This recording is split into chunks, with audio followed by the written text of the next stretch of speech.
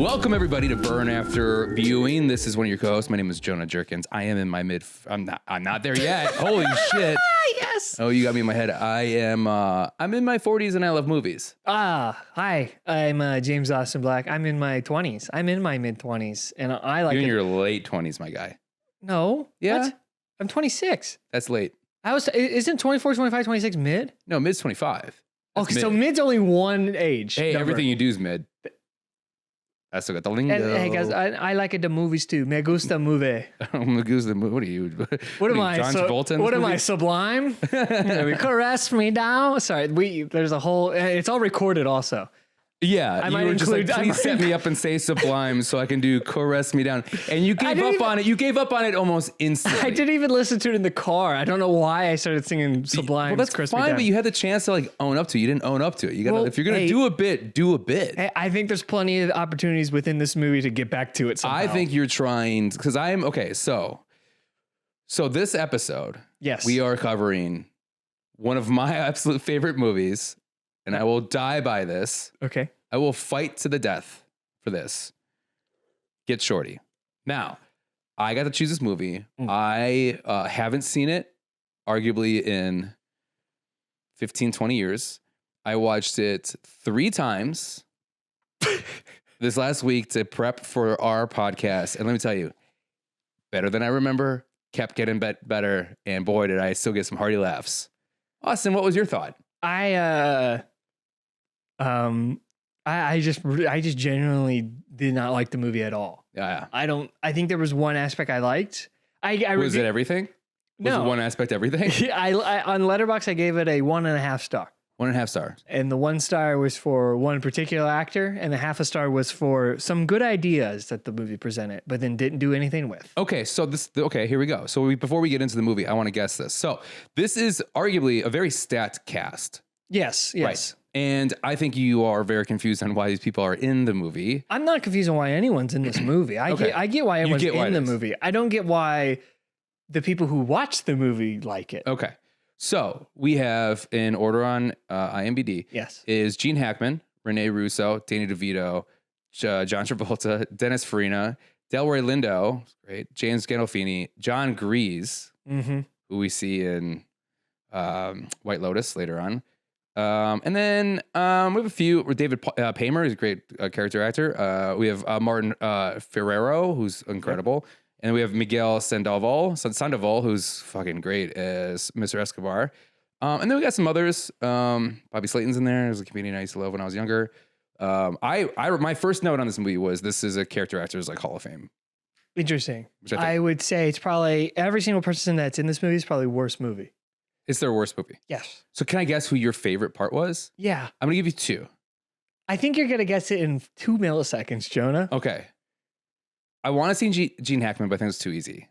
Right? No, it's Gene Hackman. He's the best part of the movie. Yes. Okay. I thought you were going to say Dennis Farina. I'm a big Gene Hackman guy, and his first scene in the movie is when he like wakes up, and I knew very little about the movie, but you did sell me on one line, and it's the dog line where he wakes up and he's like, "Yeah, the dog turned on the TV," and she's like, "No, I don't have a dog." And he's like, "Oh, what happened to Muffy?" Best part of the movie. Best part. At that point, I was like, "Okay, this movie's got me now." And then it never came back. This and I movie, went, what happened? No, this is a movie that is just wall to wall. Someone's saying something kind of fucked up or whatever, and then somebody having a weird reaction to what they're saying. Is it what? It's great. Like that, where she goes, I don't have a dog. He goes, oh, what happened to Muffy? Like that response. Or one of my favorite is Dennis Farina is a fucking beast in this movie. Who did he play again? I'm sorry. He played Bones. Bones. Okay. But arguably the best character in this movie. But Dennis Farina basically plays this role in Snatch. He's like the same guy. And Goodfellas. And in Goodfellas, kind of. And in every movie he's ever been in. Well, not Reindeer Games. More Reindeer Games. He is like not good in this movie. He's so. Are you fucking serious? I think he might have been so smug. Top. He was my second least favorite character in the movie in terms of like acting and lines. Can I guess your first? Yes. Rene Russo? No, she's totally.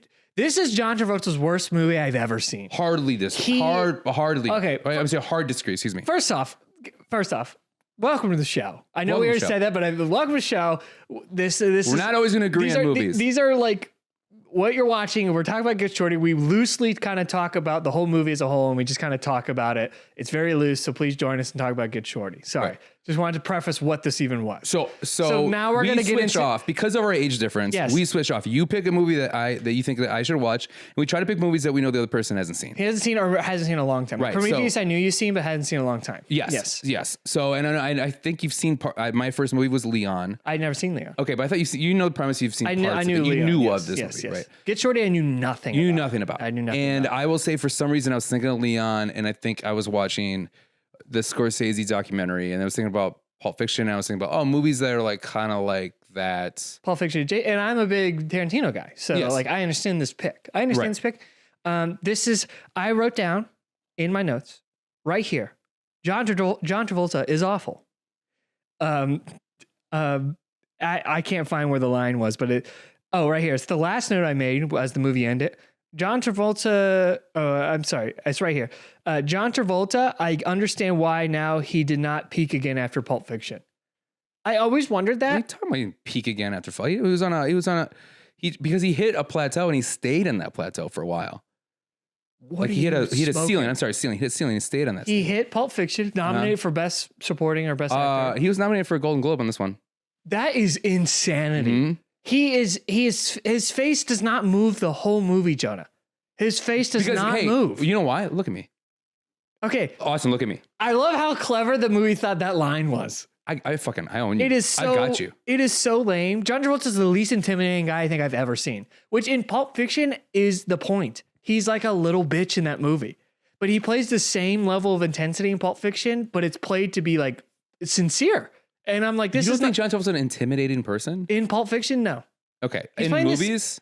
No. What? No? Like Broken Arrow? He's so intimidating. Like or Face Off? No. What? Because his acting's so bad it comes across goofy. He is a horrible actor. I think on this one it's a choice to play so goofy.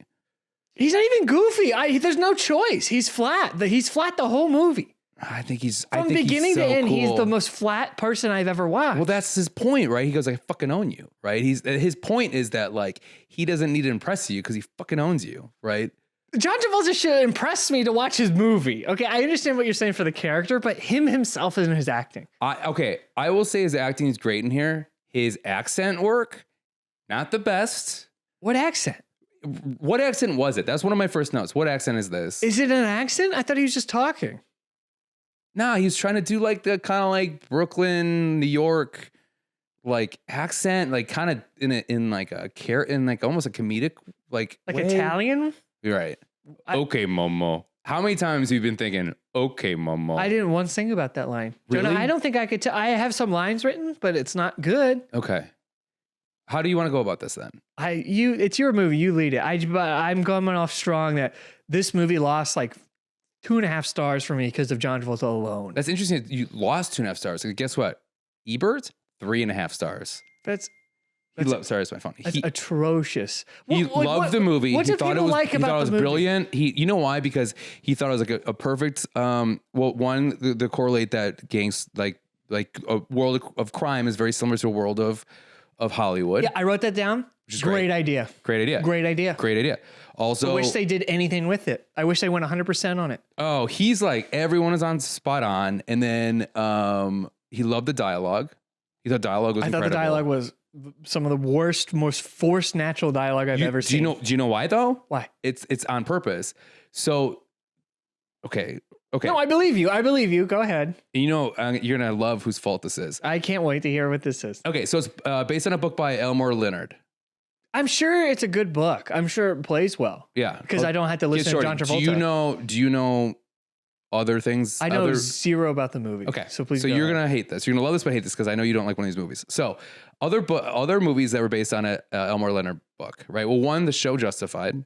Really? Yeah. Wow. Okay. And if you pay attention to the dialogue in this one, I think you're really gonna pay attention. You're gonna see why. The other two, Out of Sight.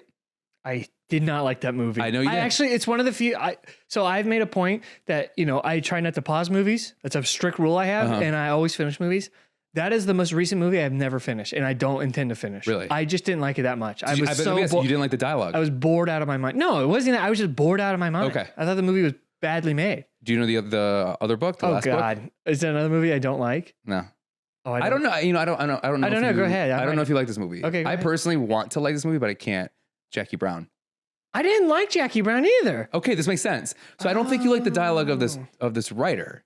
I don't think you like the pacing and dialogue because the pacing is kind of weird. Jackie Brown's just slow. I like everything else about Jackie Brown, just how slow it is. Okay. I like the climax of it. I love the characters in those. Right. I love Samuel. I love Robert. I love Michael Keaton. Yeah. I love Jackie Brown. Right. I love the old guy. What's his name? Michael Keaton plays the same role in Out of Sight. Yes, which I was so excited for, and I'm glad I got to that part before I turned it off. I love that. I think I saw Out of Sight, and here's the thing: is like, I think this is gonna be a theme that we're gonna talk about later that I kind of want to talk to you about. Yes. This is 95, so I'm 12 at this time. So it's like I think the movies that you watch when you are like 10 to 13, 11, 12, like that's the music that you love forever. Those are the movies you're going to love forever. Yes. Right. And which is incredible because if you go to this is 95. So this came out in October 20th, 1995. Okay. Wasn't in top 10. I mean, it did really well day of like overall because this is one of the most stacked movie years of all time.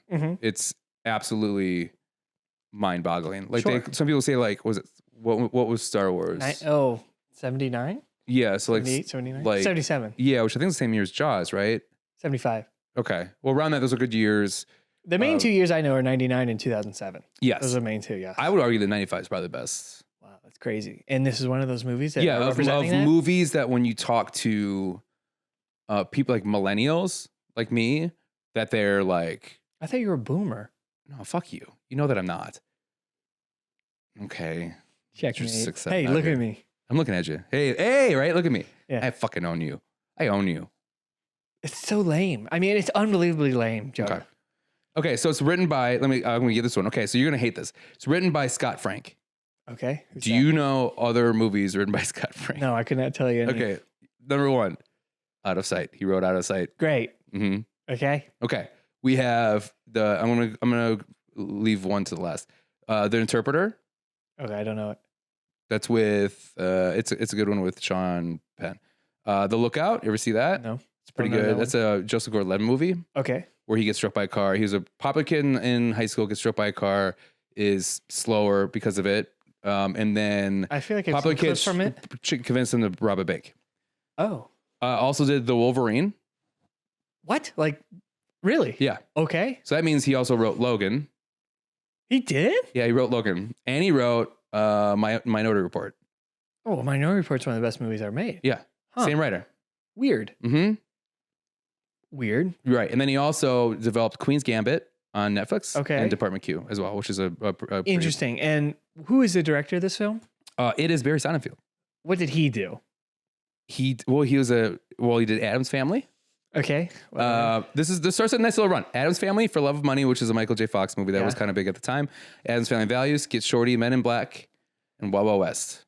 And Men in Black 2 and 3. Oh, Wild Wild West. If you watch this, you can really see Men in Black shots in this movie. Yes. The best shot in the movie is the camera going down into the limo as it closes its door. Yeah. And Pablo Escobar, or I guess that's Pablo Escobar, right? Mr. Escobar. Yeah. He talks to them, and that's one of the funniest lines of the movie. Well, but the shot, I was like, that is a Men in Black shot of them getting in the car together. Yeah. And also how he shoots people talking dialogue too. It's kind of like it's almost like M. Night Shyamalan was almost like straight to camera. Yeah, a lot of that, but like it has kind of like a rounded feel to it. I didn't notice that as much, but I know in Men in Black that I have that. I didn't notice as I guess by the end of the movie I was like, I guess I checked out. Because I think tonally the whole movie. I mean, the problem is like the tonal shifts in this movie are insane, and also like it just all kind of changes at the end where it kind of turns like almost like we're like John Travolta's kind of like a rom-com, like I'm stuck in the thing. Yeah, what's going on? I'm not arguing. Okay, I think I wanted to show you this movie because I wanted to show you a movie that I'm not going to argue is a good movie, but I'm going to argue is a great rewatchable movie. I will never want to rewatch this again. Really? You're insane. It's so good. Can we go through what parts do you, what is so good? I'm lost on why Ebert likes it. I'm lost on why it has a 95% rating. I'm lost. Golden Globes for best comedy and also for best screenplay. Absolutely. This has so many award nominations for best screenplay. Absolutely insanity. And then it's got like a 3.5 out of 5 on Letterboxd. It's not just like back in the day. Like, it still seems like people like the movie, even though it's not talked about a lot. Why? What is going on? I think it's funny. I think it is. Can I have specifics? Give me specifics. I think it's just I think it introduces characters perfectly. I think the story's fun. It's kind of like an adaptation where it's a story inside of a story, which is good. I think I like, right? Okay. I like the idea of him going. So, okay. Should we sum the movie up? Cause you're going to sum it up better than I am because you hate it so much. So it's gonna be short. Okay. Lone shark guy. Skylark. Okay. Yes. Shylock. Excuse me. Shylock. Lone shark guy. I can't say that word that well. So Lone shark guy, John Travolta. Track is he's in Miami. His boss dies, so he now has a new boss, and that new boss says, "Hey, you need to go get this loan. Track this guy down." Tracks the guy down to Vegas, finds out, and then from Vegas he goes to LA, and then runs into a producer while also trying to get his money back. And the producer is kind of hooked a little bit on his story that he's pitching in, which the story is just him trying to track down this guy in Vegas. So then he tracks down the guy in Vegas, gets the money, works with the producer, also works with Renee Russo, who wants to be a producer, but also wants to be in love, works with a great actor in Danny DeVito, but then gets caught up, with other people who want to produce the movie who are also mafia related, but then also gets caught up in the Miami stuff that he was kind of running away from, and all culminates in all the sides crisscrossing together, and then they get their movie made. And that's the movie. Right. Yeah. Which is a great movie. The way I kind of pitch it sounds interesting. It is an interesting movie. There's another plot. I mean, there's also like stealing money from an airplane accident, which is. I wrote that down. If there was a movie where it was just about a lockbox in an airport where where different mafia gangs kept trying to get into the lockbox, but knowing it was a trap, so the whole movie was about just getting into that lockbox, that would have been a better movie. Right. But I think this is also the but this is like one of those movies where, like, even though you're kind of following just John Travolta in this movie, like it's almost his POV the whole time. Yeah. There still is like 8 other stories going on at once that somehow get interconnected together, which is kind of fun, I think. Okay. Which is kind of nice because there is a weird movie with Matt McConaughey, 10 Reasons to Die, 5 something. I don't know, but it's one of those movies where it's like, or I guess it's like Traffic, where it's like, yes, I just watched it. So, but like where it's like all these different storylines, but they're all kind of like, you see how they're kind of weed together. This is really nice. You also said of Magnolia. Yes, Magnolia. Yeah. But you have to deal with each one of those characters while that happens. This one, you see all those stories weave together, but through the POV of just one person. Yeah. The main POV of one person, which I thought was great. But then that one person's horribly shallow and they're horribly acted. I disagree. I think he's like, Okay, the first scene, he doesn't want to be in Miami anymore. He loves movies, right? And he wants to protect movies as well. Okay. Right? That's the first scene. Sure. The first scene is him complaining about a theater getting shut down. Yes. Right. That's a good point. And he's really upset. Yes. Right? And it's a classic theater. So he loves like classic, like LA. So he's going to like want that whole like classic LA. And that's the one thing I love about the movie too, is it shows that everybody goes to LA, has to do some type of like LA thing. Sure. Okay. Right. So we have not Castro. Who's the Colombian drug lord? Escobar. Yeah. So Escobar comes in and then they have a fun interaction. He goes, "I'm going to go see I heard the Miami Sun Show is great." Oh yeah. Okay. Right. And they always have some type of like, I love LA. Even John Travolta to the police in the airport is I love all things LA. Yeah, exactly. Yeah. Right. So it's also a love letter to LA in a way. Yeah. What are you gonna say? Nothing. I just listened. I just want you to try to convince me why any aspect of this movie is good. I think it's great. I think it's also like you feel that kind of like 50s era Hollywood with Harry Zim. So you kind of get that. And then also you see like it's kind of this fun, like they have to like a shady kind of bad producer that like wants to like finally be remembered for being good, has to get money from somewhere. So then he has to find it through like Delroy Lindo, who's fucking incredible in this movie. Okay. Delroy needs a skinny Ving Rhames. Yeah, but better actors. I mean, this guy, dude, he's the coolest guy. What did you just say? What did I say? You say better actor than Ving Rhames? Yeah. What? I'm not saying this guy's bad, but that's a crazy take. Everything he is in, he elevates the character. He's good, but he's like, so good in this. Why are you dogging on Ving Rhames, especially in Pulp Fiction? I'm not saying Ving Rhames is bad. Especially if we're comparing it to Pulp Fiction, Ving Rhames, because he's exceptional. If you want to talk about Pulp Fiction, we need to talk about Quentin Tarantino. Now, Quentin Tarantino, guess what? John Travolta went to him with this script, and Quentin Tarantino convinced John Travolta to do it. He didn't want to do it. Sure. So John Travolta, the only problem is he loved the book and he hated the script. So, because the script was simplified, the language. So that's why he's like, no, it needs to be like the book. And that's why everything's kind of overly explained. Sure. Right. Okay. Well, which they basically say in the beginning of the movie, and this is in Roger Ebert's review, is that one of the first lines, and I'm going to find it. Can you talk for a little bit? I'm going to find it just to tell you something. Okay. I'm just still so lost on what are you lost on? I just like, did why you laugh at all? I only laughed at the dog line, and that was it. So I think my main problem with the movie was that Travolta's acting was so bad up top, and the pacing in the first before the title cards drop is so bad. It's so all over the place. There's a certain cut where it cuts to something, and I was like, why was that even in there? Mm-hmm. It was you can tell it's cut down. I mean, it's an hour 40 something. It was so bad that I convinced myself once I figured out that it was a movie about trying to make a movie. I was like, we're watching the movie of the movie. Right. Like we're watching, John Travolta is actually not the guy. At the end, we're going to reveal that John Travolta is playing John Travolta, playing the guy. Oh, that's fun. That was how bad he was and how bad kind of the whole vibe was, that I was like, it's cheesy, it's bad. It's because we're watching the movie be made. And at the end, Danny DeVito's Danny DeVito, everyone, and I'm like, that's cool. But then it didn't happen. And I was like, so everyone was just bad. To me, it feels like that was done on purpose. And like the few bullet shot, bad. Like it was bad. It was like, what do you mean bullet shot? Like someone got shot and had fall over the railing, bad. Yeah. Sound was bad. It was bad. But like, again, I was convinced that we were watching the movie in a movie. And I was like, if the producer's Harry Zim, who they say is like this Ed Wood guy who makes like horror movies and monster movies and stuff. And now he's trying to make kind of like a more drama, not a drama, but like an action indie movie. I'm like, yeah, he still has some of those like quirky elements of a B movie where it'd be like the gun would sound like that, or someone would do a backflip over a railing. Sure. Mm-hmm. But no, it's just the movie. It's the real life movie to me that's being presented. That's like that. Right. And I was just like, why is it bad? It's like purposely bad. I don't think I think it purposely chooses to come off like that. And I think it's like it's almost like Austin Powers, especially even the ending. Yes. But like Austin Powers is at least funny. This movie is so funny. This is a very funny movie. But it's not sight gags, really. Like, I don't need to be sight gags. Okay. I didn't think there was sight gags. Right. Clearly the dialogue was trying to be funny, and it wasn't. Okay, well, Dennis Farina is probably, I think, the comedic powerhouse in this movie. Really? Yeah.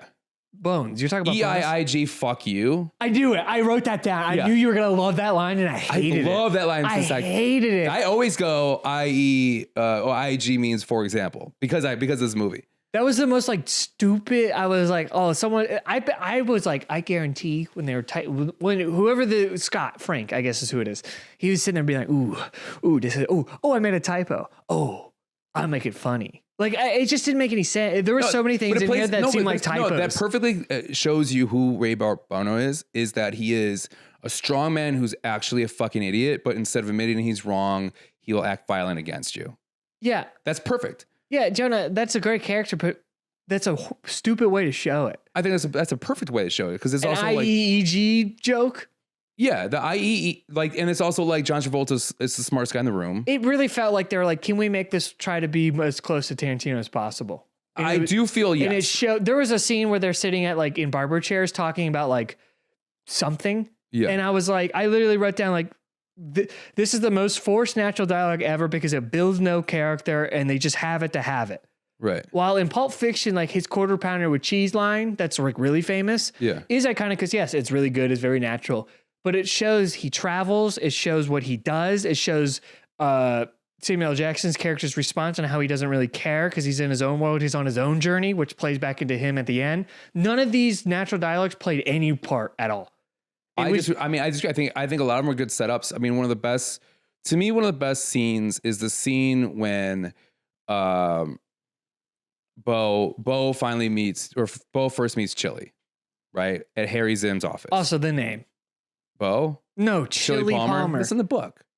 I don't give a crap if it's okay. In the book. How about this? This is what I'm going to say, because we're going to talk a lot about. I think we're going to have a major dialogue question, and now I just lost what I had. Sorry, okay, it was a first dialogue or whatever. Right. One of the first dialogues that Chili says is, "I'm not going to say any more than I have to, if that." And what Roger Ebert says is that this happens early in Get Shorty. The perfect note in the sentence is the addition of "if that." It comes with our knowledge that everyone in the movie will say more than they have to. Okay, and then why? But like, why is so? It's going to be a dialogue heavy, and basically it's because of. Sorry, I lost it. But it's so the main thing is like John Travolta reads the script, right? For Mr. Lovejoy? Or are we talking about the other one? The actual John Travolta reads the Get Shorty. Oh, we're talking about real John. Right. I'm sorry. Okay. He's kind of like doesn't like it. Goes to Quentin Tarantino. The story goes to Quentin Tarantino. Quentin Tarantino goes, "No, you should do this." I don't know who comes with the idea, but basically John Travolta's like I'll do this, but I want you to insert the dialogue from the book back. Okay. So those all give it away. And the example that Roger Ebert goes, which I of course I lost it, but I can tell you basically what it is the the MacGuffin, I guess, is the coat. One of the MacGuffins is the coat of the movie, right? Yes. Okay. So when I mean, like the inciting incident is the coat. That's the word I was looking for. Yeah. Inciting That's incident. what starts this whole problem. Yes, is the coat, right? So I liked. I liked that. Which was great. I liked that. Right? And it also shows like how Bones is just selfish. He's going to do what the fuck he wants. Yeah, that was the good character, but not this dialogue. That coat thing was great. And then they dropped it. Well, so the dialogue, because it is funnier, because like the more detail is funny, right? So he's supposed to go, "Do you see my coat? No. Tell me who gets my coat." That's like the original dialogue. And in the movie, it's it's a $375 coat. Yeah. Do you see a black leather coat, finger length, whatever? That's $179 from what that my wife bought me for $179, whatever. So, excuse me. Oh no! They added all that. He's choking. I'm choking. He's choking. I'm choking on that stuff I want to talk about. I know. But the point is that they add all that, and I would say that one, I think he crushes that line, and two, I picked that out as being like, oh, what a funny choice to describe that jacket to that. Much. Okay, so I see now. This is very eye-opening. I'm glad you brought this up. From a book standpoint, I can see where that dialogue is interesting, because instead of that dialogue describing a jacket being in the action text, or I don't know how to, that's in a screenplay it'd be called action text. In a novel, I don't know what it's called. In the non-dialogue stuff, in a book, it would describe the jacket. Chili Palmer's looking for his black jacket. It was $330, $5. He remembers buying it here in this place.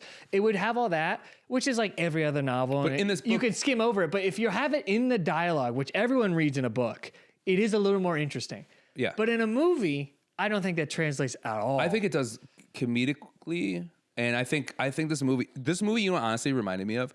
I wrote this a lot. In a lot of the scenes I wrote down, this could be a Curb Your Enthusiasm episode.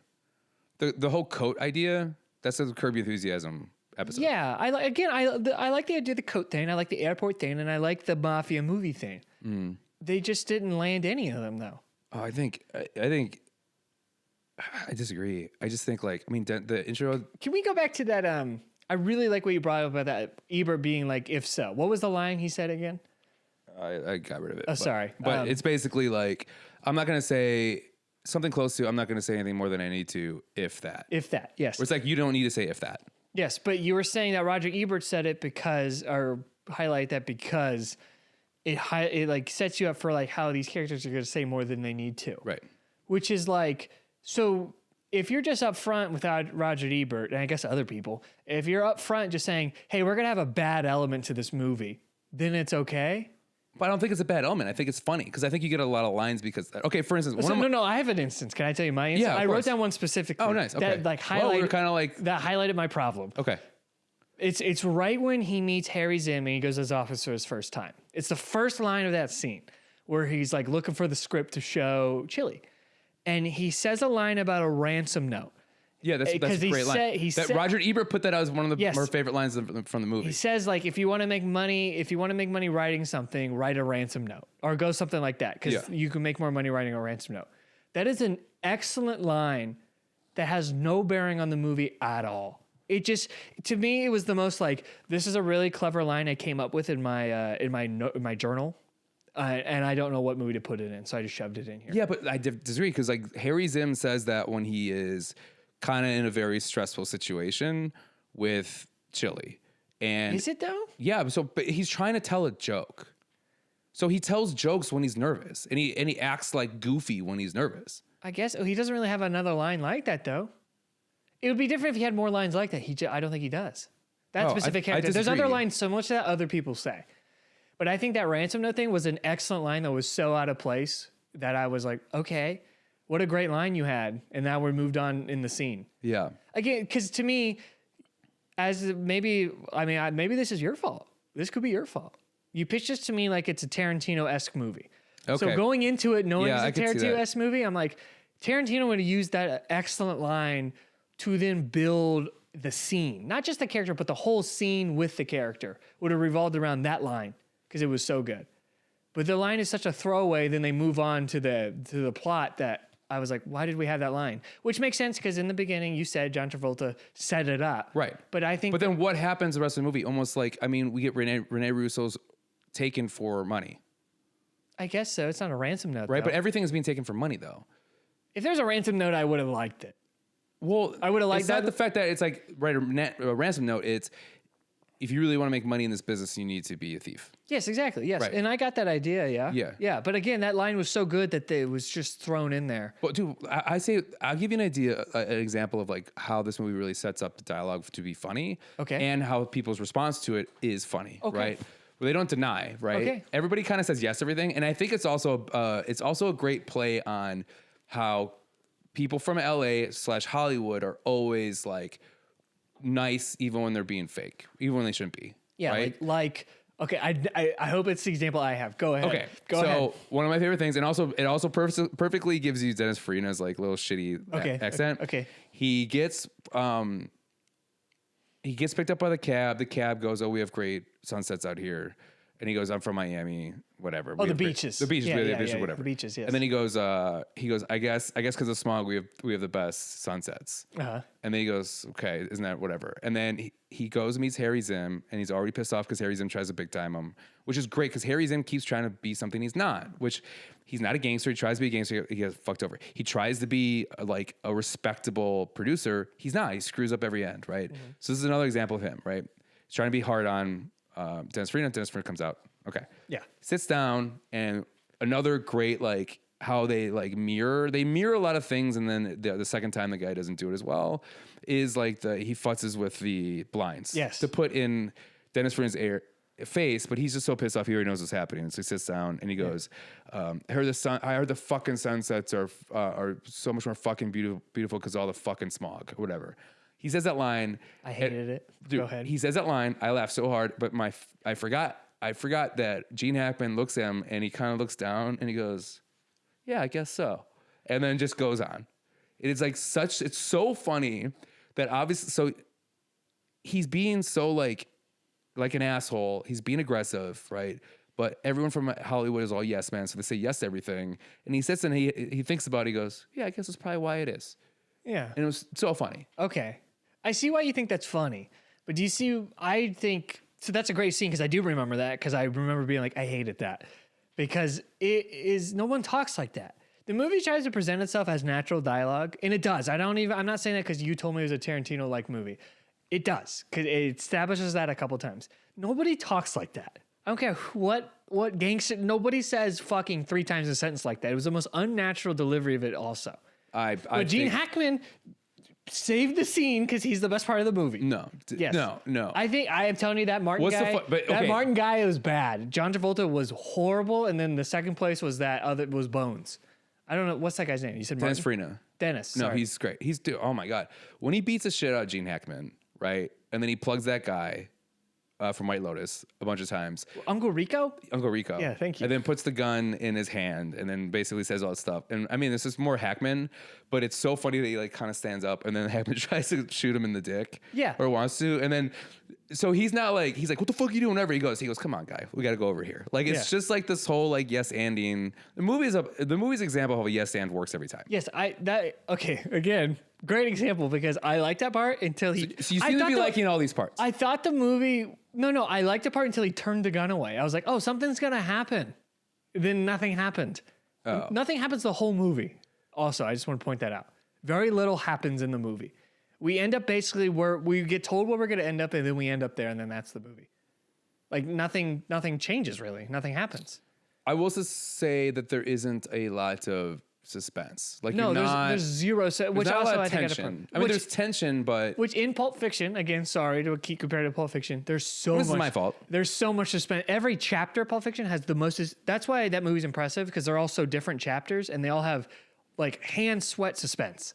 Whether it be Butch, and especially Butch's with the gimp and everything. Right. And then you have, of course, when John Travolta accidentally shoots Marvin, that's the suspense. When they first interrogate the guy, that's suspense. Uma Thurman overdosing, huge suspense. This isn't an action. This isn't an action movie. I know that, but I'm like, or a thriller. I'm just saying that like that a dark comedy. That movie has like 8 instances of suspense, while this movie has literally 0. So I'm like, even one sense of suspense. Like, no, at one time did I think Rene Russo was getting a can. Not once. Yeah. Why? No, why? Why would the movie ever do that? I would say that's the problem with the movie is that it never swings. Well, I feel like it's setting up for it to get there, but it never does. Yes. I think like even the setting up of the airport locker is great. Yes. And airport locker stuff's good. It's so good. And then like even like look forward, yeah, and then like he always gets his name wrong, and it's like this kind of dipshit kid who ends up being someone's nephew, and that's a great line, by the way, too. Okay, yeah, yes, right, yes, I know what you're talking about. Yes, right. The R word gets dropped. Great in this use movie. in it. Great use. I give it I give it a thumbs up. Right, and Delroy's just playing it cool that whole time, and then like the whole like, you know, like the setting up of like the bulge. Yes, I like that. I wish the airport thing was its own movie. Right. I thought that was so good. I even liked Travolta when he was getting interrogated. I thought his acting was good there. Also, by the way, one of the best cigarette actors of our generation. John Travolta? Yeah. I mean, he lets it go that thing, like, it's like, bam. I thought about that and I was like, at first I was like, but then I kind of eased it. I'm like, no, he's good with it. No, but that's a good point because I literally thought about him with the cigarette. Mm-hmm. So he also does it the opposite in Pulp Fiction. So he's a good cigarette actor. I'll give him the cigarite stuff. Yeah. If I remember correctly, like in Blowout, he has some good cigarette scenes. Okay. I haven't seen a ton of Travolta because I've always been like, yeah, but this movie is like, I'm not looking forward to any more Travolta. Oh, I was so excited for him to be back. I was just like, this is charisma. Like, I don't think he's a great actor in this movie. You think he has charisma though? I think he's got so much in this movie. He sucks the soul out of a scene. Oh, I think he's like the dinner scene between him, Hackman, and Renee. Like, when he throws James Gandolfini down the stairs by the crotch. Great part. Travolta ruins it with his line delivery next. Oh, and no. Like, that was pretty God, good. That's pretty good for a big guy that size. That's great. It's a good line. He just doesn't do it good. That's the whole time I was like, it's John Travolta playing a guy. I kept saying that. And then when the movie didn't end that way, I went, so he was just bad. I just kept trying to give it the benefit of the doubt because I'm like, everybody likes this movie.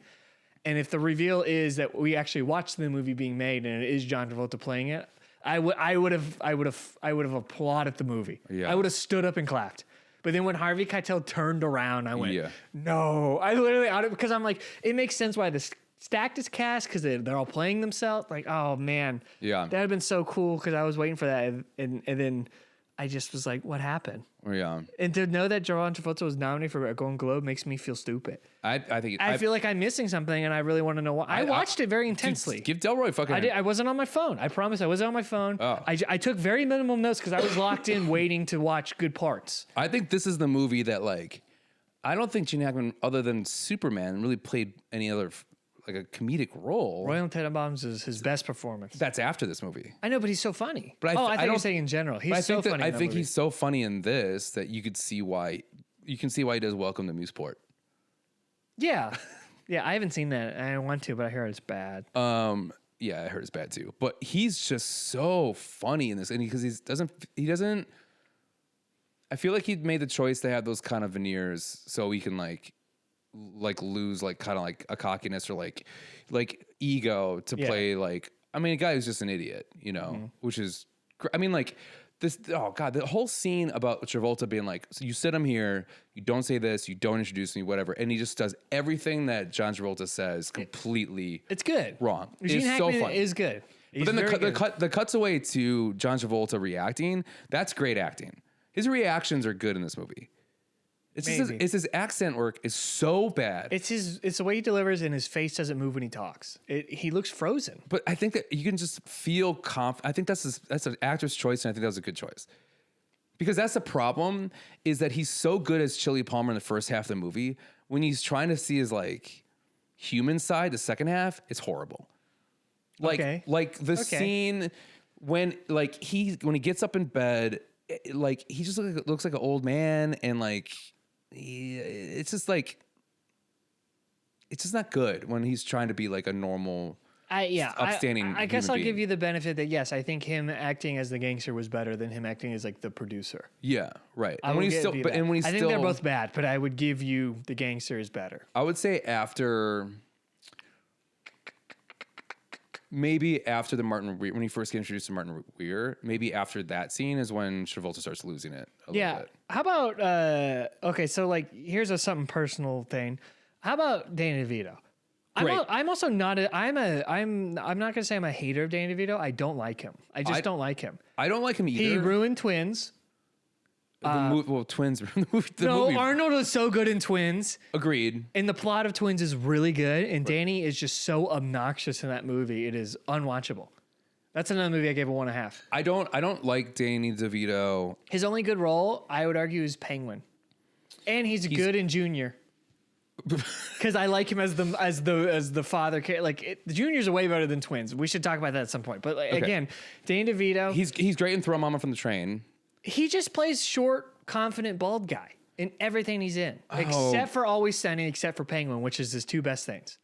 No, I would argue this is one of us up there too. I agree. Insane. He does nothing in the movie. I don't like Danny, but he plays. Yes, he does. He's got one good thing. Can you guess the one good thing I liked about what he did in the movie? Because we have personally experienced it before. I wrote it down in my notes. I think I wrote this down too, but I'm forgetting. I have to look through all my notes. I've wrote pages and pages. Okay, so it's towards the end. Mm-hmm. It's the last scene with him, I believe. They're outside. Yes, I wrote that. Okay. Go ahead. Well, that's also great too, where he's just like, and that's the problem is like he's an actor that he shouldn't be that famous, so he's supposed to be good. So he thinks he knows he's good, and then that's all the times he's like this like fucking like he's like to me it's like the prototype to get to Robert Downey Jr. in Tropic Thunder. Yes. Okay. Right. It's that actor, but Robert Downey brings it up a notch. What's that actor's name? Something's. Oh, Lazarus. God. Lazarus. Yes, that's it. Yes. Yeah, because like Martin Weir, even like if you go, so you like the scene in the airport with John Travolta when he's buying the book. Everything in the background is all Martin Weir. Which is even fun. The Playboy. That's fine. And also he likes John Travolta's van. What the hell? And he drives it around. And he drives it to the dinner. Yeah, but he ends up buying his own because at the last shot when they pan out of the studio, it's everyone's driving that van. Oh, you're right. I did notice something weird. Okay, that's fun. I did like that because again, I was like, why? You seem to be saying I like that more. No, this whole movie is filled with things. That's why I gave it the half star. It has so many ideas and concepts I like, and then they just don't do anything with it. I do agree with that, but I think the problem is like this is at a time when like. You get a movie like The Player. Okay. Right? And that movie too, it's like it's making fun of Hollywood. It's darker, but really there's nothing you're just kind of watching people live their life, right? In a way. But I know there's more than that to that. But then it's just like it's just this time when that's just kind of what happens in the movies, right? Nothing really happens. Like Kicking and Screaming comes out the same year. Right? And it's same thing. It's just kind of like Noah Baumbach movie. I love Noah Baumbach. Yeah. Jay Kelly, great. Is it? A movie about nothing though. Okay. So yes. Right. So that's what I'm saying is like sad white rich guy. This is that like kind of like 90s indie. This one tries to have a plot though. It really tries. That's my problem. It wasn't a vibe movie. It was definitely a plot heavy movie because they were intertwining. How'd you like? Stuff. I mean, I loved the Leo plot line. I thought that was great. The what one? Oh, the guy that. So basically, how this all starts off. The guy that was the reviewer in Ocean's 13 for the Diamond Award for Al Pacino. Yeah. That guy. Yeah. I was like, this guy, because he kept walking around hotels with his little hat on. I'm like, I've seen this exact man in this exact shot, and it took me forever. And I went, he's in Ocean's 13. Yeah, he also plays Dave's dad in Dave. Great show. Oh, okay. I don't know. Yeah. But he's like so great. And yeah, he's always a great character actor. Right. That's what I'm saying. It's like a character actor Hall of Fame, right? Yes. Okay. Yes. That's okay. If you're saying it's also James Gandolfini in here, who's great. Well, I don't know if he's a great character. He just kind of plays the same character. Yeah. In the very few things he's in, he's excellent in The Loop as well. If you haven't seen In the Loop. Okay. Yes. As the army general, he's. But very also good. this movie, you don't have The Sopranos, him in The Sopranos without this movie, because that person who started The Sopranos, I don't forget the name of, saw him in this and was like, I think you're great. Thank God for that. Yes. And James Gandolfini, I think, is solid in this movie. I don't have any problem with him. Right. In this movie. No. Right. None. Okay. He doesn't do a lot, but none. Yeah. What were we talking about? Sorry. We went off about James Gandolfini. We're talking about Leo. Leo. So that whole storyline's great too. And that's just like, it's fun. And it's like, they're telling that story, like how they kind of mash everything together. It's just such a good ride. The movie. I guess maybe one of my favorite lines. I'm sorry to interrupt you. One of my favorite lines. Dennis Farina comes up to the wife, and like one of the most hated parts of the movie is when he hits her. But before that, that was kind of funny. Kind of came out of nowhere, but right? then it kind of got real serious and went, oh, yeah, because it was shot comedically. Yeah, he fully goes, bam, like it's not like it's a full hook, and I'm like, whoa, yeah. But he says one of my favorite lines. He goes, "Any chance have you seen Chili Palmer since your husband blew up?"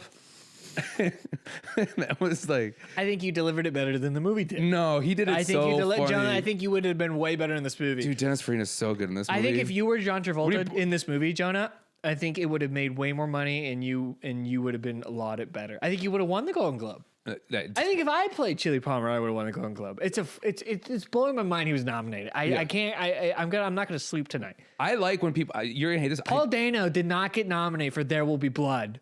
But John Travolta got a Golden Globe nomination for Get Shorty. We live in this universe. Yeah. Of rightful things. Of things that happen. Right?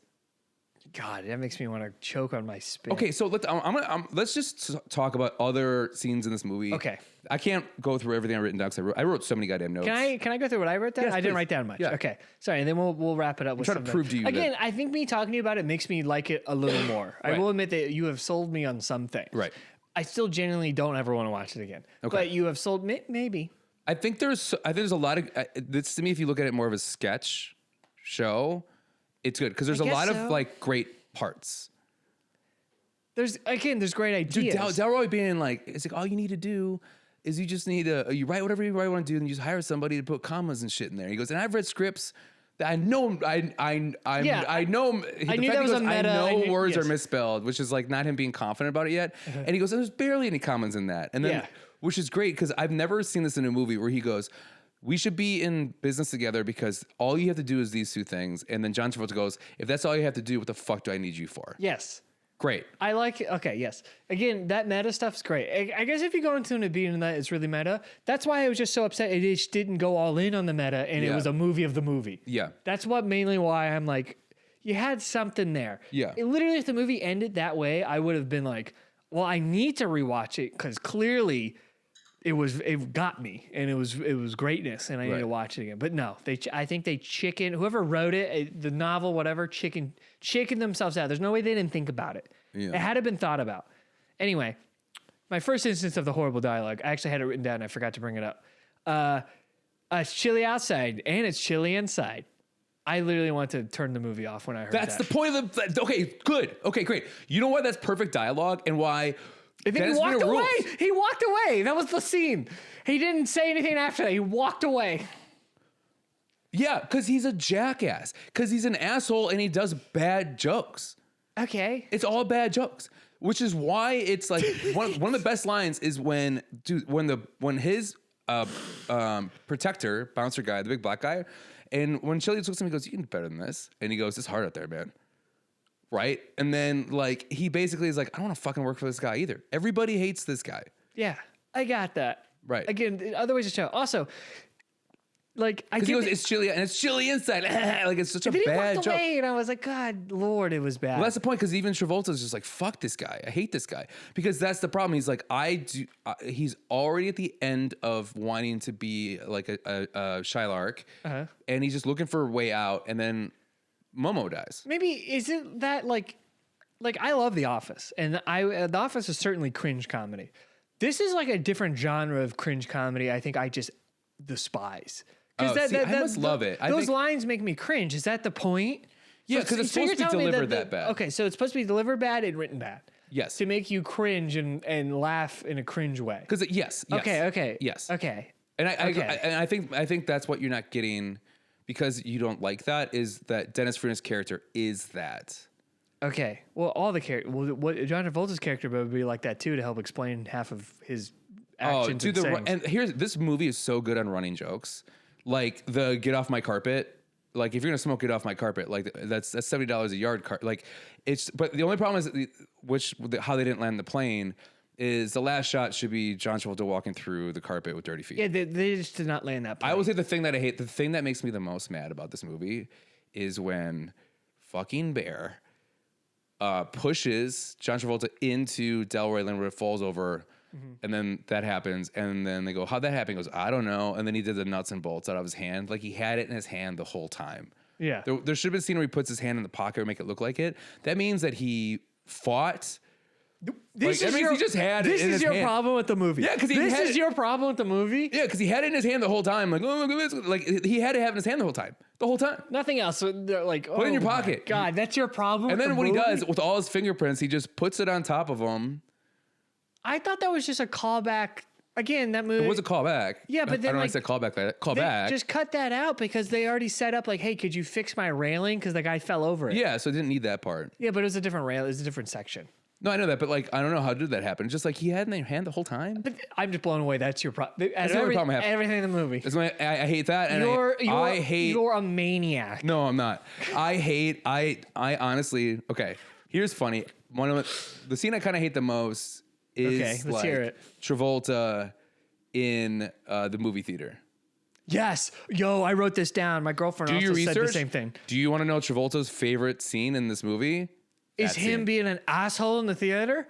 Yeah, if someone ever quoted the movie during a movie like that, I'd strangle them with their straw they were drinking from. You know who's worse, down. You know who's worse? Look at the guy behind Rene Russo's shoulder. He's wearing sunglasses. Oh, is he? Yeah. Oh, okay. Like it was what the fuck is that man? Dude, that is like a porno theater. Like that's a guy who snuck into the wrong movie by accident. Yeah. And it's just like, oh, they'll just play that to me. I like the scene of like showing Travolta is excited about movies, but man, having him quote the movie like that, it made me cringe in the worst way possible because I'm like, dude, I'll kill you. Okay, so but I liked him being like, wasn't that great to the guy? I was like, okay, I hated that. Don't fucking touch me. Okay, don't touch me in the theater. You're not the guy. Don't act like you're the guy suddenly. Don't touch me in the theater. Stop it. You're stretching now. We all know that him talking to the movie is worse than him being like, hey, wasn't that great? To a theater of 4 people. I would have probably said something to someone if I left Once Upon a Time in Hollywood, for example, and left that and was like Kill Bill, the whole bloody affair. If I went and saw a late showing of that with 4 lonely guys sitting in a corner, it'd be weird not to say walking out together like, wasn't that great? Right. But like him talking during it, I would have shot him. Bad. Yeah. And that's Travolta's favorite scene? Judgment. It's not Travolta's, it's Quentin Tarantino's. I'm sorry if I said that wrong.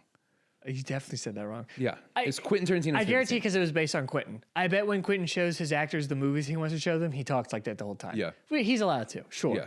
But no way is John Travolta. So let me say that again. So that scene with, it doesn't matter. But yes, that's Quentin Tarantino's favorite scene. Weird. Yeah. But you know what I hate though? This is the part that another part that I hate that's after the movie. That's after when they go to the movie. And first off, Rene Russo just sits down the last 5 minutes of a movie and no one's like, what the fuck you just now sitting down? There's 4 people and one of them's wearing sunglasses, Jonah. She should have been sold. If she paid for the ticket, that person needs to. That person should get fired. Him. Who sold her the ticket should get fired. No, he's doing his job. If I'm an hour and 45 minutes late. My manager is proud of that worker that day. No. Okay. Then also, she's a famous actor. But she's not. Here's the thing is. She gets recognized throughout the whole movie. No, she doesn't. What are you talking about? People are like looking at her. People say her by name. Oh, the blank. I forget her name. That happens multiple times in the movie. Well, I just think about like not in public though, because in public Martin Weir gets. Yeah, sure. Compared to Martin, yes, but she does get recognized a couple of times. Right. Okay. So the fucking part the part that I hate the most is after they go to the movie, they leave, right? And she says, okay, I'll see you later. He goes, okay. And then she walks away. And then under his breath, he goes, adios. He does? Yeah. Oh, I missed that. He said it loud enough where if I was Ray Russo, I'd be like, did you just say something to me? He goes, no, I said adios. He goes, why would you say that? John Travolta added that because he thought that was the coolest thing ever. Yeah, adios. Good God. But the running joke with the look at me, hate it. I loved it. So lame. I That's like the lamest thing in the movie. Danny DeVito's like, I'm looking at you. He goes, no, look at me. He goes, I'm looking at you. And then and here's the thing is they are fucking with Danny DeVito to make him do the different looks back. Oh no, yeah, I like that. That was great. Yeah, that was fun. When he's like, "Whoa, I got you," and then he looks and it's stupid, and they again, great scene, but like if you think about what led to that scene, I'm like, oh, that's just stupid. The whole thing's stupid. Like, but that scene's good. Yeah. Of Danny being like, well, like Danny's great in that scene. Yes, I will give it that. Yes. And I also to go on to how they react to something kind of like stupid is before that. Danny DeVito, and also, by the way, every time Danny DeVito goes to kiss Rene Russo, he goes to kiss her on the lips, and she always moves her cheek with a very disgusted face on her look every time. And he's so dense because he's an actor, he doesn't get it. He doesn't. It's the same thing where he orders his own meal, which I know that's the part that we were kind of mentioning. This is a part that we have experienced multiple times, right? Where we're at a restaurant. Especially since we were there first, we're already knee deep in the menu. Same thing happened. We're then knee deep in the menu, like this. Read the menu, boo boo boo, and suddenly someone who's supposed to come sits down with us. Late. Immediately, coincidentally, because the waiter's waiting for them, comes over. Is like, hey, can I get you anything to drink?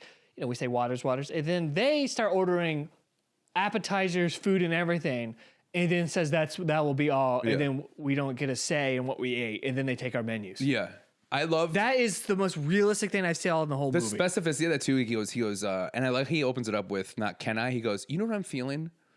He goes, I'm feeling an omelet, but with shallots, not too brown, but like perfectly. Yeah. That was a little more like actor-ish, but like if you've like in terms of realism, yes. People do actually just order for people. Because it's not like, can I have this? It's, you know what I'm feeling? Like I haven't even looked at this. I want to tell you. Yeah, it was definitely more, yes. It was a good character work for that. Which they set up perfectly too. Yes, but I was blown away, but I was like, man, that's so funny. Right before that, when they visit Martin Weir for the first time, and then he goes, also what I hated too, another part that I hate with John Travolta where I'm like, dude, just make a choice, is when he recognizes that he knows the singer. Yeah.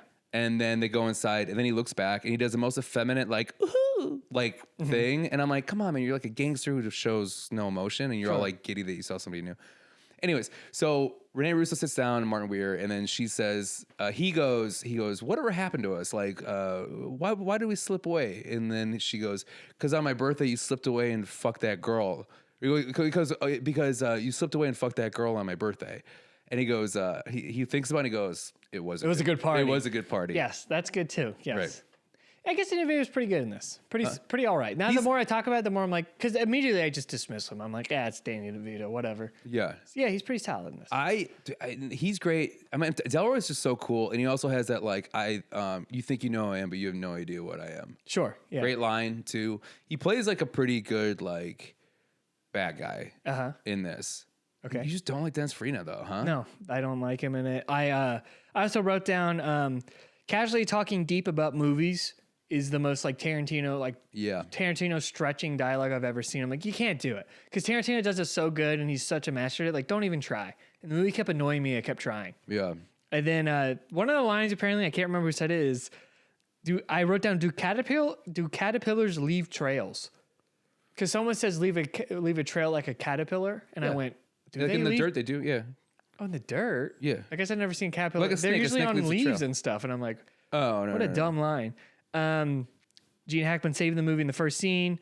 One of the funniest sight gags in the movie. The only funny sight gag, sorry, because I can't think of another one, is James Gandolfini in the airport bending fully over, holding an ice cream cone while a little girl eats it. And that was before I knew it was his daughter. So I thought he was blending in with the crowd by just feeding a girl ice cream. And he's huge, so he's like bent down crazy and it's a funny visual. And I was like, okay. And then it was his daughter. Okay, it's a little less funny. It's a little. I guess it would be funnier if it was creepy. I guess. Sorry. I wrote down Gandolfini holds his daughter like I used to hold my cats. Because he like holds them in a way where like it just reminds me like holding a cat up there. That's funny, yeah. Right. And he like kisses her get away. I'm like, what is she, your fucking kitty cat? What are you doing? Yeah, and then that's it. That's my note. Everything else I've covered. The way DeVito ordered was for everyone was fantastic. And then, Travolta. This is the last thing I want to bring up. Travolta referencing he's playing the same role that he played in Pulp Fiction. That's brought up. Yeah. Because they talk about how actors played the same roles in other movies. And then there's a line or something that kind of alludes to John, because John Travolta kind of criticizes it. But the whole idea is that he's kind of playing the same guy in Pulp Fiction. Yeah. So like it's kind of a meta thing. I don't know if you remember or wrote it down, but I was like, wow, movie thinks it's so clever. I was like, well, the more clever line is that he does a 3 Men and a Baby thing, which I think he was almost in, but then he does Look Who's Talking. Oh, okay. Which is because he just goes, I can't be an actor like that. Interesting. Okay. Yeah. And I thought that I picked up on that part. I'm sure. More. Yeah. Like I just sound like an obnoxious man this whole time, just ranting about this movie that clearly I know is, I guess, designed to be fun and to be meta and all that, but I just didn't think it landed any of those. And I'm sorry that you had to listen to an obnoxious man just ramble on about that. I will say that I am slowly convincing you. I mean, but Gene Hackman, us talking about it did help me. Yes. Yeah. But Gene Hackman, okay. So one of my favorite things too is when he goes, I can hear you, but where the fuck are you? Uncle, what's his name? I don't know. Who's in Napoleon Dynamite? Oh, Uncle Rico. Sorry. Uncle Rico says like, I can hear you. Where the fuck are you? And then, let me say this again. So I can hear you, but where the fuck are you? And Gene Hackman goes, I'm right here. I'm right here. Like, it's okay. Well, it's his set. Like, where were you? Yeah. Yes. Yeah. Like in the beginning, when they first show up to his office, right? Yeah. And then Travolta's like waiting, like sitting at his desk, right? Yeah. Yes, I know what you're talking about. Yes. It's just like there's so many funny lines in this movie, and there's like so many that I just like I can't even remember because like I was laughing. I was legitimately rewinding to watch it. Right. Like I personally have never done that. I've like looked up specific YouTube clips maybe after the movie to like relive a funny scene.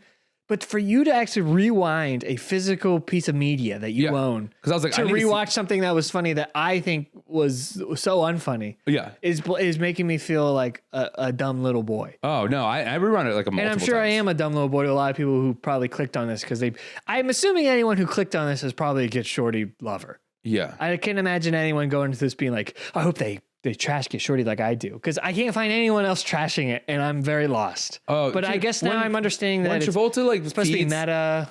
All this, I didn't get any of that. Well, when Travolta feeds Harry Zim the drink, and then he goes, and then you just in the background you hear Travolta go, "Suck harder," and that was like. It's like there's just so many of these. Yeah, you retelling it is funnier than the way it was delivered. Disagree. Maybe that's the problem with these is that like, and maybe it's just the director, maybe it's the writing, but like a lot of this, I guarantee if I read Get Shorty before I watch it, that would have been a great experiment. I still want to do that. I've never read a script before I watched a movie. Okay. I really want to do that. Okay. I guarantee if I read the script, I would have been like, this is awesome. Yeah. Because yes, on paper, these lines are great. It's just Travolta's delivery of most of it, because he's the main character, is what really ruins it for me. I think you just forget that so he's the way very you're funny. saying all these things is making me, that's why I'm smiling like that. It is good. But then I remember seeing it and I'm like, oh no, it was given bad though. It was given on a bad plate. It was a good meal. The picture on the menu was great, but when it came out, it looked nothing like the picture. Okay. Is how I'm feeling right now with me talking to you about it. And that's why I'm liking the movie a little more. But I guarantee if I watched it again, I'd be like, oh no, Jonah gave me the menu pictures. He didn't give me the actual meal. That's interesting to say that because like I think for me it was the opposite. Okay. The meal looked better than to me the meal was better than the picture, but the problem is the sides were worse. Okay. Like the meat of it was great. Like it was juicy and great, but then I got the soggy fries. So the lettuce was hot. Yeah, the lettuce was hot. Yeah. It was like welted. So like for me on this watch, like the good was like so much meatier than I remember. Sure. I think because I have like, a lot more knowledge in movies and entertainment and stuff like that. But the problem is because of that same reason, the bad was so much worse. Yes. Like it's like almost where like the side ruined the main dish in some ways. Okay. So I have to focus on the fact that like that main dish was actually really, really, so as a meal, I thought the sides were better. Like the ideas. Yeah. Yeah. Like as a meal, it wasn't great. But I think as a dish. An entree. An entree. It was great. Yeah, like you don't get the combo at McDonald's, you just got the McChicken. Right. Yeah. Right. I'm not going to supersize the meal. Exactly. Right. Great. So this is what I want to talk about. So here's the thing is, so I was just like, okay, 95, I like looked it up and I this is such a cornerstone for me. I kind of want you to think about this too. Like first off, what was the year for you? Movies. Like that got you into movies. Do you remember? Oh, what year was it? I know what movie got me into movies, but you're around asking what age? Was it around like that 10 to 12 is when you really realized how much you like I'm trying to remember what it was like 2012 or 13 or 14. It might have been 13 or 14, I'd say. I was in 8th grade or 9th grade was the year. Yep. Did you go to a lot of movies when you were younger? Not a lot, because I couldn't pay for them. So when I could, I mean, it was mainly for like. Would your mom and you go to a lot of movies? Yeah, we went to the Avengers opening night. The Dark Knight Rises, all those. Yeah, it might have been 2012 or 2013 because the Dark Knight Rises was around that time. Okay. Yeah, I'd go for like every Marvel movie. I was there.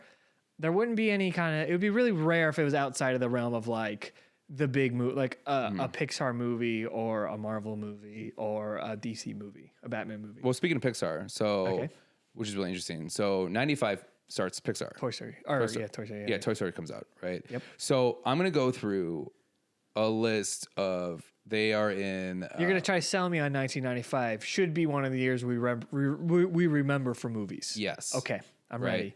So this is in order of... So far, Get Shorty, not great. Not a good start. Okay, but you would admit that it is an important movie to movie fans, to a lot of movie fans. I don't think so. I've never. How many times during this podcast did you say, "I know people aren't happy with me because I don't like this movie"? Well, I'm just saying to the people who are clicking on this video, not for us, but for the title, Get Shorty. Right. So I'm just saying to those people. I mean, it could be 5 people I'm talking to. Right. But like, I'm just saying, like, I've never heard of this movie before you brought it up. Right. And I still just, like, I feel like if it wasn't you didn't know about it at all? No. Okay. No. So this might be. And I'm on the movie. I'm on the movie wave. I used to watch Mojo religiously. Okay. So this is gonna be interesting to you because Oh, good. I'm glad you brought that up because I had this in the back of my head, but I didn't write down my thoughts on this. But I know that you and I actually watched some of these movies together. Like I've shown you some of these movies. Oh, okay. Great. Okay. So, but I'm going to tell you all these movies, and this is a edited down version, so just the ones that I'm very familiar with and that I watched this year. Okay. And movies that I have probably 90% of these I've watched twice. Okay. And probably 50% I went to in the theater. Okay. So what do you want me to do? Do you want me to like, is this like a speed round thing or no, what is it? I just want to say all these together. I'm going to try to say them as fast as I can because there's a lot, but I want you to try to like figure out what you think the percentage of movies you actually heard about. Okay. Well, can we? I can do it really quick, one by one.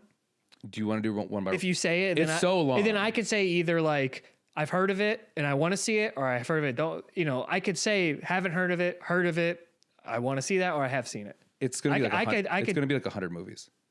You don't think we can do this that quick? Okay. I think we can get this in 2 minutes. Okay. I'm locked in. Right, Jonah. Here, let me take a sip. Okay. I'm locked in. Do you want me to do the whole list and then do that afterwards? I'm not going to remember. If you're going to list 100, I'm not going to remember all of them by the time you finish. Okay. So that's why I'm saying one by one might be better. Well, I'm saying like say all of them so we have them all and then go one by one. No, I think we go by one by now. I'm ready. Okay, here we go. So these are in. So I didn't rank them in order of like lowest to most important. If we were doing this, I wish I would have done that. Uh-huh. But this is just from release schedule. So from release January January until December. Okay. Okay.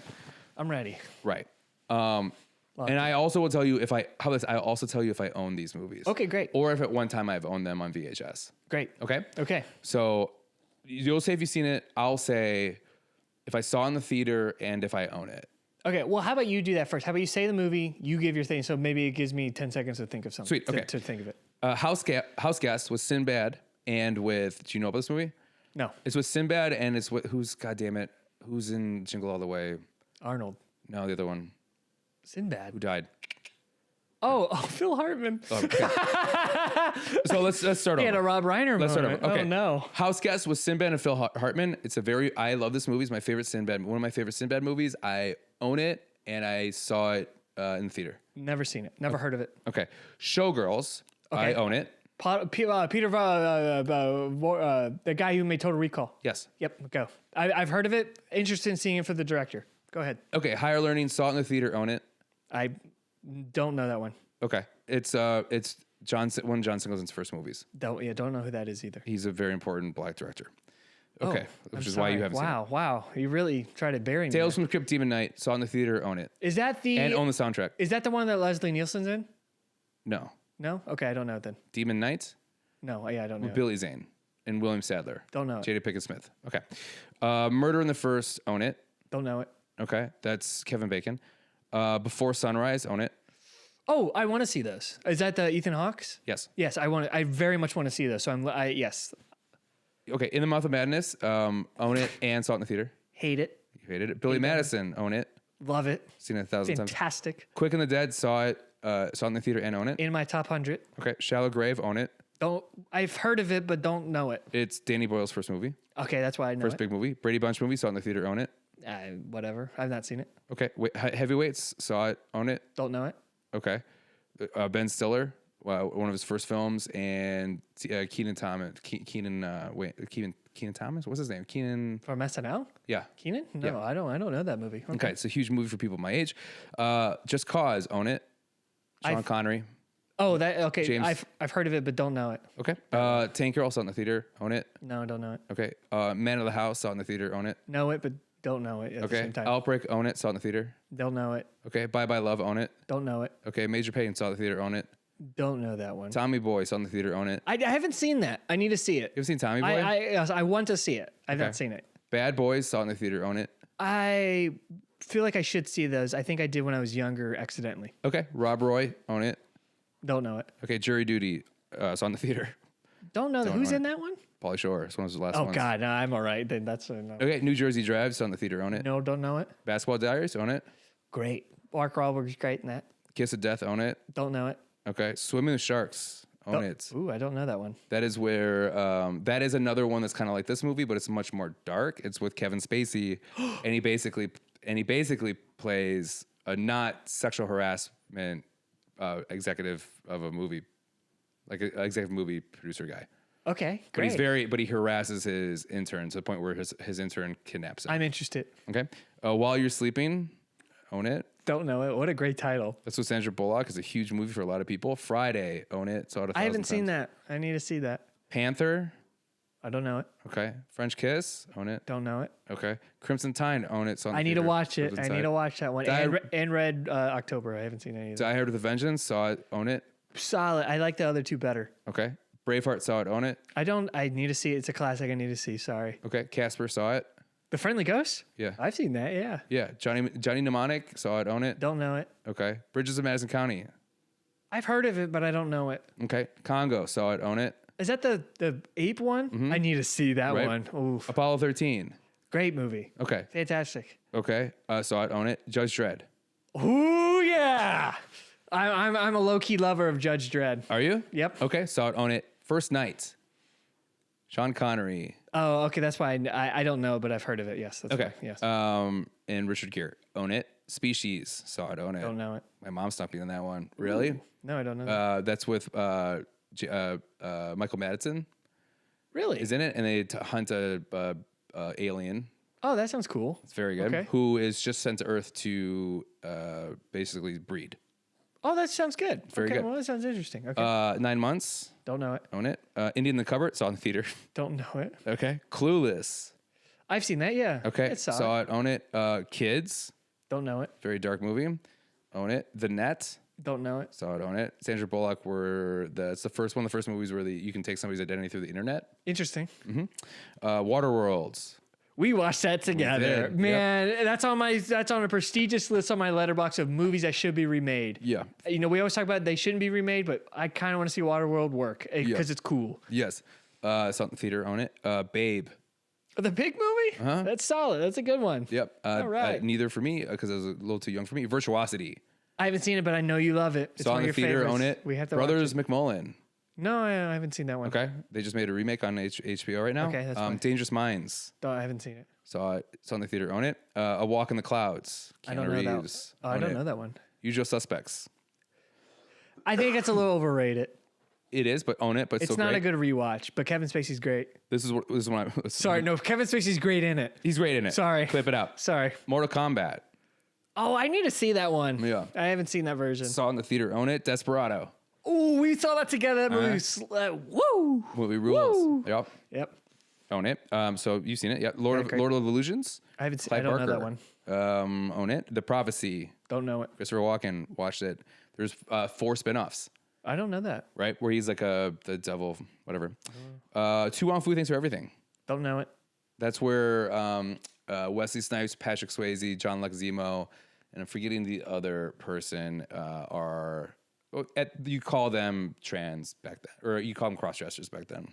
Interesting. But yeah, there are. Oh, okay. That's the movie. I don't know. I've never heard drag of queens. They play drag Never queens. heard of it. Clockers. I've heard of this movie. Own it. Pretty good. Hackers. Heard of that, but I Yep. haven't Saw seen in the it. theater. Own it. 7.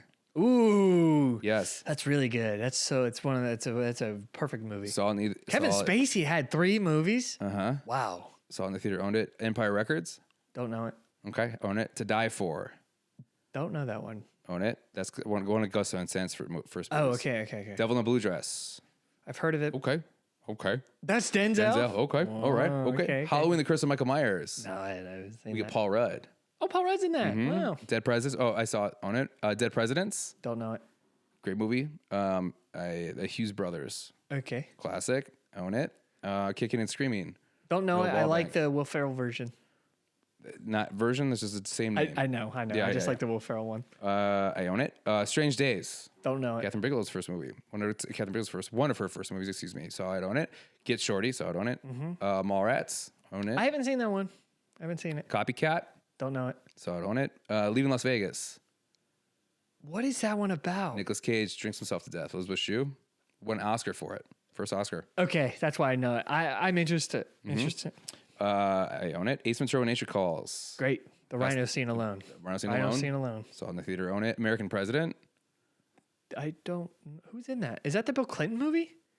That is the Michael Douglas is single president who dates around. That's it. Okay, I have not seen that. I believe it's a Rob Reiner film. Yes, I'm interested. Yes. R.I.P. He died yesterday. Yeah, when we're recording saw this. in the theater, and I own it. GoldenEye. Oh, what a classic! Yeah. Oh, great game. I haven't seen the movie in a long time, but great game. Saw in the theater. Own it. Ghost in the Shell, the cartoon version. Oh, really? That movie, it's okay. I think it's a little too anime for me. Yeah. Casino. Oh yeah. Right. Now that's a movie. Own it. Money Train. Don't know it. That brings together Wesley Snipes and Woody Harrelson. Saw in the Interesting. theater. Own it. Oh, Nick really? of Time. Johnny Depp and Christopher Walken. That's why I've heard of it. I have not seen it. Toy Story. We talked about that. Things to Do in Denver When You're Dead. Don't know it. That is Andy Garcia. It is a Pulp Fiction ripoff. Okay. Father Bride 2. Huge I haven't movie. seen those. Yeah, but I know Saw they're in the huge. theater. Yeah. Sense and Sensibility. Othello. Othello. Yeah. No, I've not With, seen it. I've never seen Othello's. Oh, okay. Any With adaptation. of it. Lawrence Fishburne, Really? isn't Okay. it? Heat. Is this year. Ooh. Now I think that movie's pretty good. I think Saw in Michael the Mann has theater. some better ones though. I'm very excited for 2 though. Interesting. Own it. Jumanji comes out this year. Wow. Yeah. I think all the other movies in that franchise are better than Jumanji. Agreed. This movie's horrible. Really? I Look hate at this us movie. being honest on Jumanji. I fight everyone in my age group. This movie's Well, stupid. when we do I our- hate it then. I hate it now. We always have. I always hate this movie. We have a company episode, so please stick around for next week for that one. But we're going to talk about Jumanji. I'm just going to as a tease. Okay. Sabrina. The Harrison Teenage Ford. Witch? Harrison Ford. No, sorry, I don't know it. Okay. Nixon. I watched that recently. Stone movie. It should have been better. Yep. Waiting to Exhale. Huge movie. Huge soundtrack. Don't know that one. Last soundtrack was Sudden Death. John Clavin. I had to add that. I Yeah, love of course. John Sorry, Clavin. John Claudia. 4 Rooms. With Tarantino wrote one of them. I haven't seen that. Yeah. I need to. Yep. 12 Monkeys. I need to see that one. I want to see that one. It's on the theater. Own it. And I also own 4 Rooms. Excuse me. I also own Sudden Death. Sorry, I forgot to say these. I also own Heat. Do you own Nixon?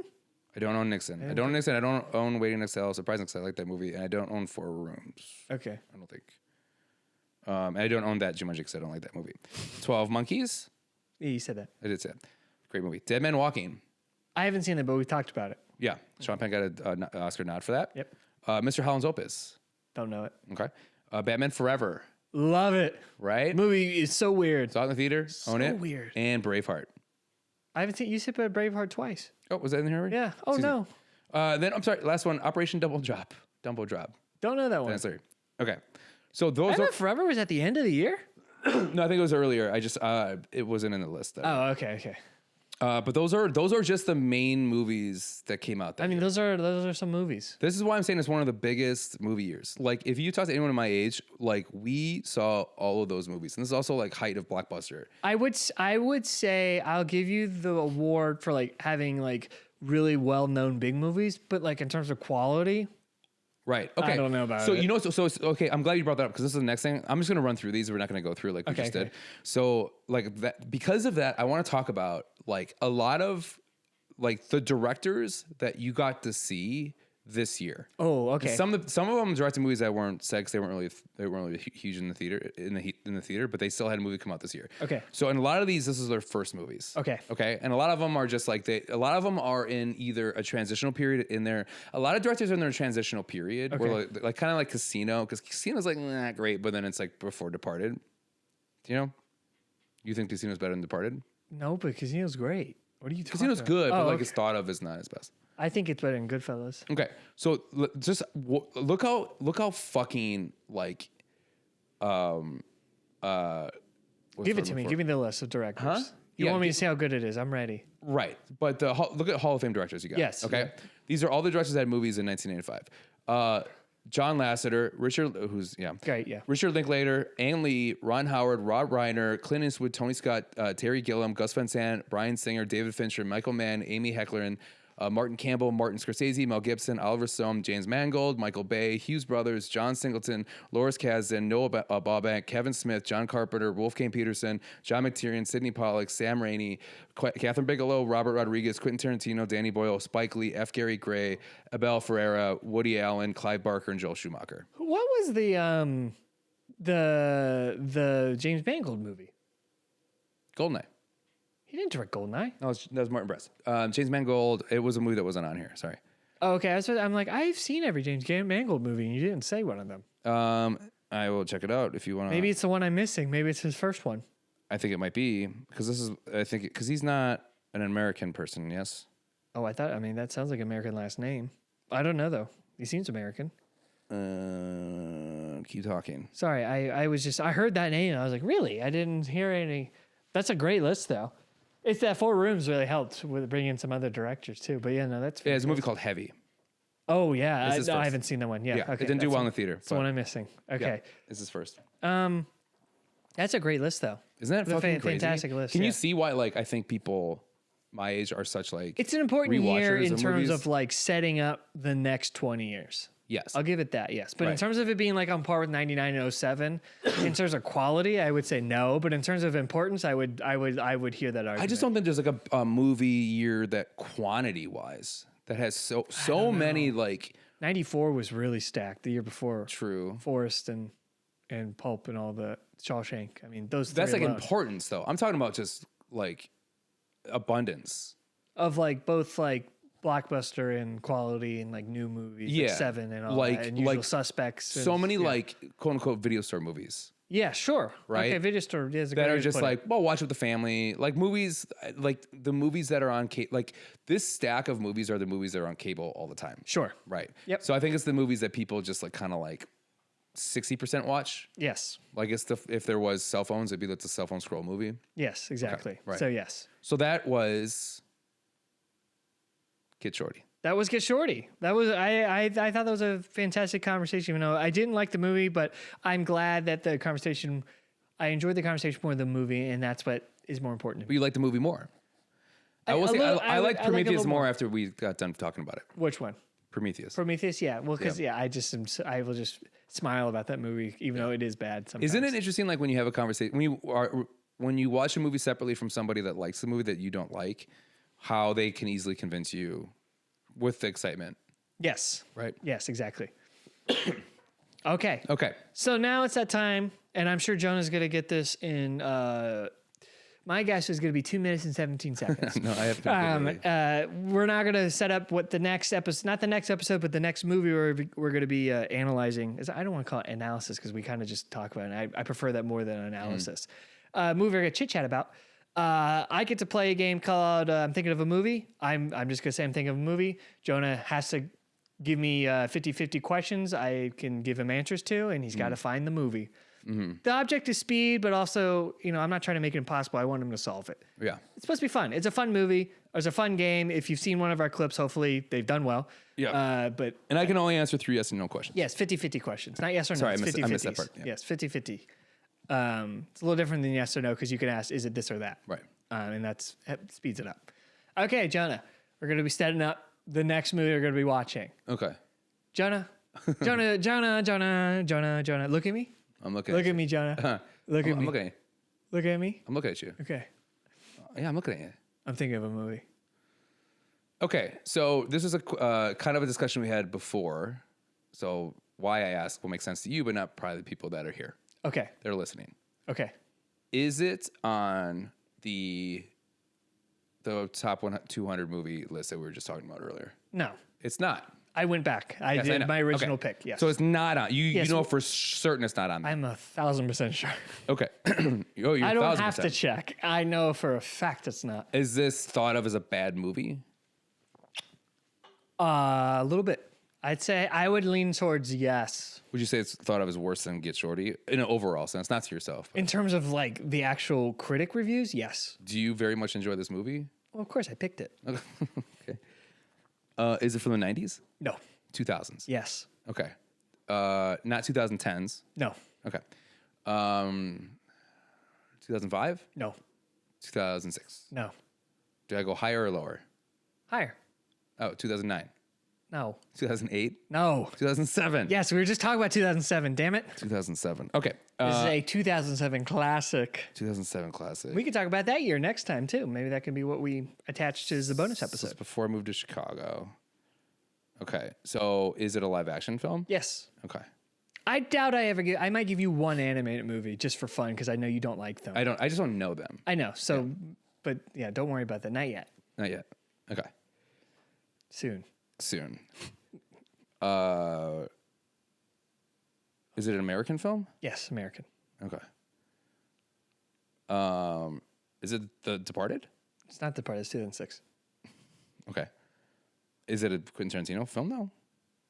Yes. It's a Quentin Tarantino film? Yeah.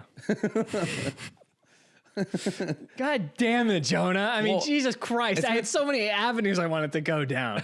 What are the odds of that? Because we were just talking about Get Shorty. I know, but like, I was trying to outdo you. Like, why would I do that? Why would I would go a different direction? I was really trying to be clever. So some Glorious Bastards? No. Oh. Is it Django? No. Kill Oh, Bill? you don't know. Oh, you don't know his order. Is it a directed movie? Yeah. Oh. I don't know his order. You're right. Well, I'm thinking about around the time. So it's a movie right before Inglourious Bastards then. Yes. So it's Death Proof. It is Death Proof. God fucking damn it. Fuck. Less than No. I was trying to get closer to your 2 minutes. Oh, that was probably less, honestly. Yeah. God dang it. That wasn't satisfying at all again. I'm sorry. Dang it. I'm so sorry. I was really hoping you're going to get the genre in it because the only genre it's listed is slasher.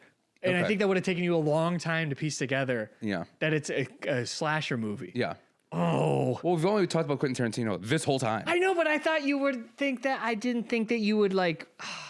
I didn't think you would check that. Yeah. I was really thinking you're going to go with genre or even actor because Kurt Russell. I was really hoping for that because I know you don't know the movie that well. I will say this. Okay. I mean, you even forgot what year you named 3 other movies before you I named thought that it. was earlier before I moved down. So It was after Kill Bill and before Inglourious. It's crazy. This was before Inglourious, and then he made a masterpiece. Like it's really weird. yeah, but I mean, it was him and Robert Rodriguez together. That's the thing is, I don't like Planet Terror. Okay, I couldn't finish that. I really liked this one, but I think then I watched Planet Terror, and then I was just like, I don't know if I'm going to revisit. sure, those. yeah. So I always forget that I like that movie a lot. Of Death Proof. Yeah. When was the last time you seen it? Probably a year or two after it came out. Okay, good. It's been a long time. I knew you've seen it, but I was like, I think the last time I talked to you, you said it was like Every year I've always wanted to rewatch it. 15 years almost. Every year I'm always like, why haven't I rewatched it? I've been wanting. Well, mainly because I keep talking about it. It's my number. It's my number 4 movie of all time. Really? I think it's Tarantino's best movie. So Okay. that I picked this movie because to go off of Get Shorty, sure, because I have the hot take of like I think it's Tarantino's best movie. Okay. And I think it's one of the best slasher movies. I think it's one of the best movies ever made. I adore Kurt Russell so much. Oh God, he's so good. in He's this. so good. Oh God, He's so good. His look is probably his best look.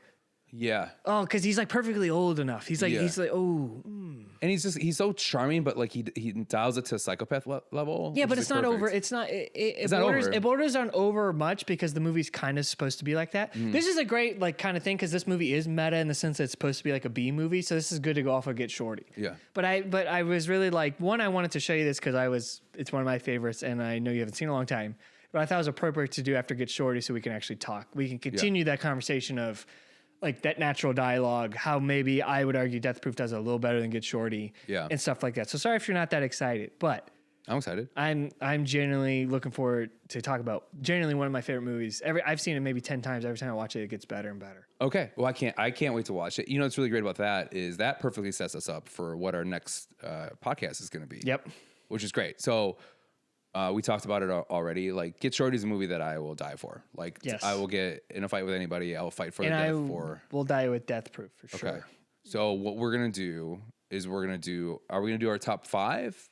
We're gonna present our top. You want to do 5? We can do 5 so we can talk more about it. I feel like we're gonna really talk about them. Let's do 5 each. Let's do 5, and then we'll do 2 honorable mentions. Sure, I can do that. Yes. Okay. So we're gonna do our top 5 movies that we would defend to the end of the world. I don't know how I'm going to word it in terms of posting it, but it's something like that. Top 5 movies we die for. The hill we're going to die on for these movies. So if you want to see that, check it out. So they're movies that are generally seen as bad, but we love them. Like I'm talking love. And I can talk about 5 movies for sure. Definitely can find 5. Right. So if you, the listener, if you want to share yours with us too, yeah, well, share your thoughts on Get Shorty because this is Get Shorty right now. Yeah. So let us know how much I'm wrong about Get Shorty. I can take it. I understand. I messed up. I messed up, I think. But leave a comment, like it, subscribe it, hit that bell so that way you can be notified when the top 5 movies we would die. Whatever it's gonna be worded, it's gonna come out. Yeah, it's gonna come out in conjunction with the Get Shorty episode. Hey, look at me. Oh my God, you got me. Yeah, in my head I didn't want to look up, and then I fucking own you. I knew it. Yeah, you do now. You know, okay, we'll say about Get Shorty. It reminded me that I've always wanted to turn a light on somebody. Like I always want someone to go into a room, like in the TV room that I plan to go into and turn a light. But my question to you is, how long do you think people are sitting there for? Like Anton Chigurh and No Country for Old Men when he's sitting on the chair. Yeah, you just see him in the dark waiting. How long? How long? Long time. Right. Oh, that's also in Jackie Brown. They have some scenes like that where they're sitting and waiting. But like, I feel like you got to be sent to the point where you're just like, come on, man, let's go. That is funny. The TV turned on like 10 minutes ago. Can you just please check it? Especially if you're there to kill someone, you're locked in. So I don't know. I think the problem with me, if I did that, like when the lights would turn on, I'd just pick those. Yeah, like Leon, just asleep, just half asleep in a chair. Yeah. And I'd be like, oh, look at me. Oh, look at me. Yeah. Look at me. Hey, look at me. I own you. I own you. I fucking own you. I'm over here, idiot. Oh. That was good. But thank you, Jonah, for showing me Get Shorty. I know I trash it, but I am grateful to have seen it because if I saw it and didn't have a conversation about it, I would have forgot about it today. Nice. So I'm glad that we talked about it. I will never forget it now. I hope that you try to revisit it. I think it's a great movie to revisit. I promise you it does get better. I'm going to maybe, watch. I might, this is a movie I might watch a YouTube video about to maybe understand a little more. Yeah. So maybe that video also might help me be like, well, maybe check it out in a year or 2. So thank you, Jonah. Thank you, everyone, for watching. Get Shorty. Please check out the next episode about the top 5 movies we die for. Please check out Prometheus, Leon, Alien Draft. We have plenty of stuff to check out at this point in clips, so please check it out. Thank you very much. Tune in in 2 weeks. 2 weeks for Death Proof. Death Proof.